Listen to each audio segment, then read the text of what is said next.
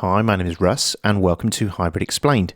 Hybrid is a synthesizer that uses both subtractive and wavetable synthesis, and we'll go into that in some detail later on. But what I'm going to do is take you through it and help you to understand all the different component parts of it and how you can get the best from it. So in this first session, I'm going to make sure you know how to install it in Pro Tools.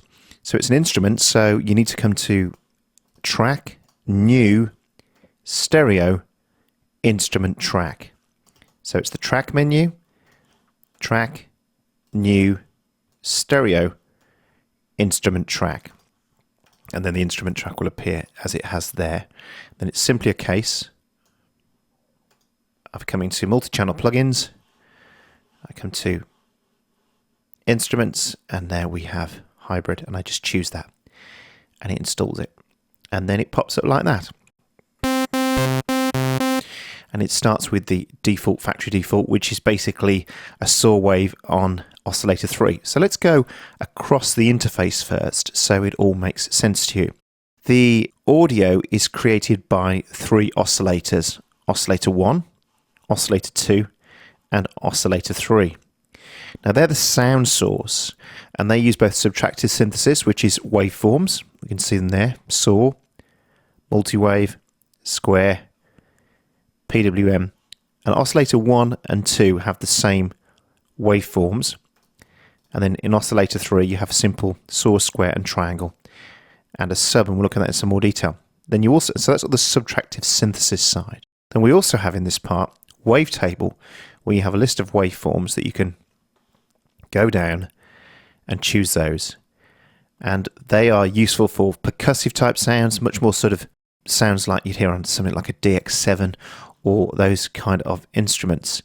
So we'll look at those in some more detail later. So I'm going to come back right now to where it starts. So we have 3 oscillators, 3 sound sources: oscillator 1, oscillator 2, and oscillator 3. They create the sound.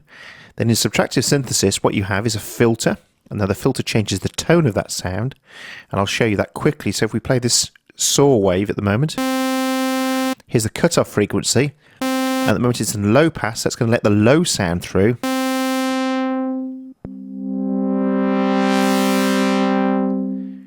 As you can hear, the more we open up the filter, the more the bright sound comes through, because we're using a low pass filter, so the low is passing through. If we swap that for a high pass filter,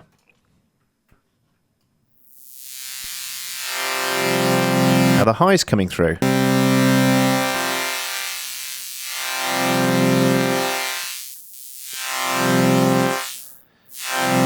And that's where we start shaping the sound. So we're going to look at the filter section in more detail later. So first we have the sound source, then a filter that changes the tone of it. Then we have the amplifier envelope, and what that does, it shapes the sound over time. So we have the attack time, that's the time it takes to get from 0 to the loudest possible level that's set in there. Then we have decay, sustain, and release. So right now it's on all the time. Let's turn the filter back up. So I'll show you some simple amplifier envelopes for now, and we'll get this one, and we'll push that forward a bit. So now I've got an attack time of 8.62 seconds.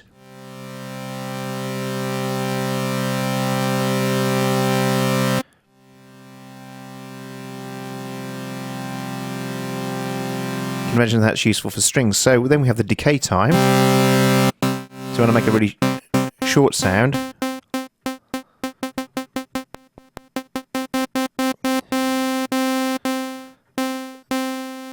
Then we have the sustain, and that volume will stay all the time until I let go of the note.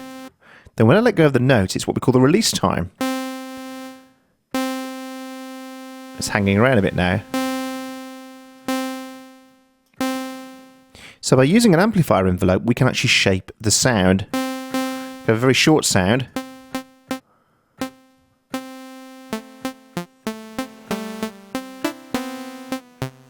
or we can have a very long sound, a bit like a string sound.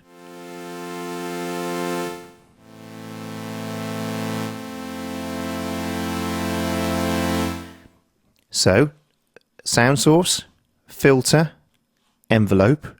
Then we have a filter envelope, which means that the filter can change over time as well. So if we bring the cutoff down again, we had the envelope setting there.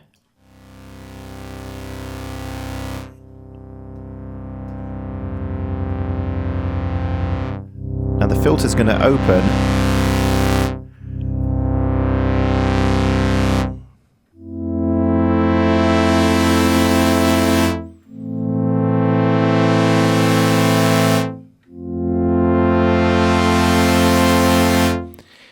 So we have our sound source, we have our filter, we have our filter envelope, and we have our amplifier envelope, which determines the shape of the sound over time. Then we have LFOs, and the LFOs allow us to change how the audio moves over time. So we can create movement in, for example, the amplifier, in fact the filter, let's say. We could take an LFO and drive this filter. To quickly show you, we'll go into more detail later. We take the cutoff frequency, LFO1.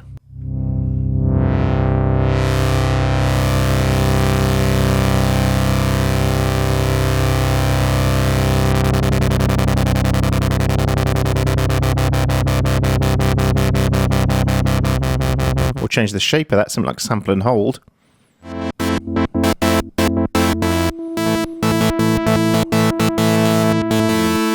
Of course, that's extreme. We could pull it back down again.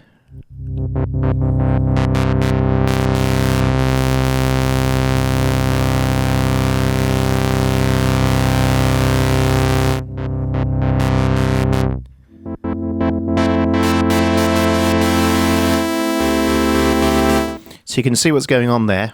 Audio going through a filter with a filter envelope and an amplifier envelope, and now we have an LFO controlling how that filter's working. Now that LFO could be assigned anywhere. It could be assigned instead to the amplifier. So we could take it off here, the mod here, turn that back off. We could have it affecting the amplifier. So we could come here instead. We could go to the volume instead, LFO1.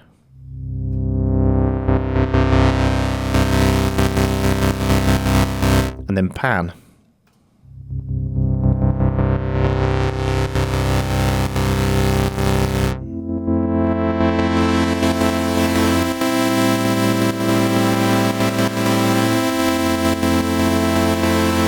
So I hope you're starting to get the idea what you can start to do. Then we have effects. We could add some chorus, some delay, some reverb. And as you can see now, from a simple single oscillator sound source, using a filter, using a filter envelope, using an amplifier, using an LFO to do some shaping of the amplifier, we're starting to get something that's completely usable. Just turn the volume down a bit there.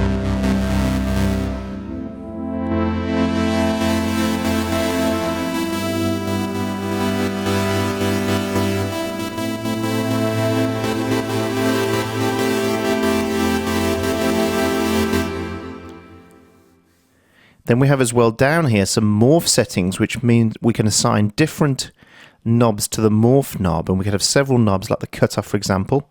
Assign that to morph 1 and give it some shape. Now the morph knob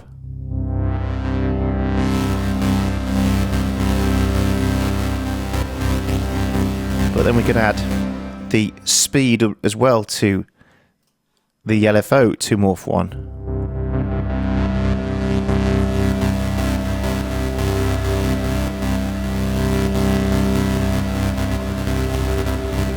You see now, and that yellow section determines how much morph it's going to do. We'll look at morphing in more detail later on. Go one step further, then we can have a modulation envelope as well, so we can determine over time when this works. So we could create a mod envelope here, and then we can drive it from over there. So come to envelope 1 here.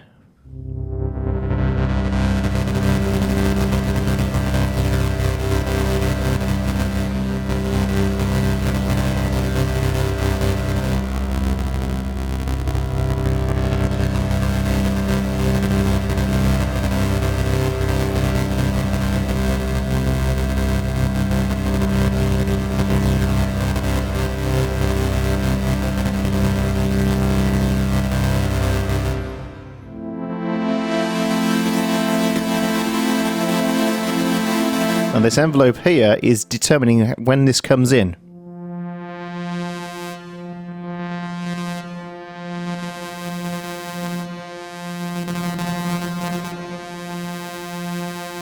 You see there's a long time for it to come in now, 32 seconds. In all the time, out all the time.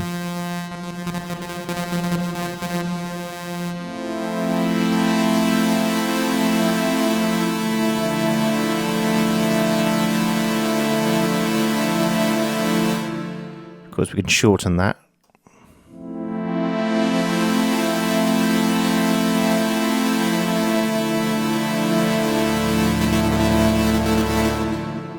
So as you can see, very comprehensive and very complex. So oscillators make our sound source, up to 3 of them. Filter, amplifier, filter envelope, amplifier envelope, LFO, and the mod envelope as well. So our chain is here, and through here. And this shapes the sound over time. This shapes the tone of the sound. This shapes the speed of that tone change. This then adds movement into it, and this determines how long it takes for that movement to come in or disappear using an envelope. Now the cool thing is, then you also have a B section which is exactly the same. So that's a basic overview of how hybrid works. I'm going to go right under the hood of hybrid and really start to get to grips with it. And by the end of these sessions, I think you'll be able to make all sorts of sounds you never dreamed of possible before. Thanks for watching, and I'll see you in the next session.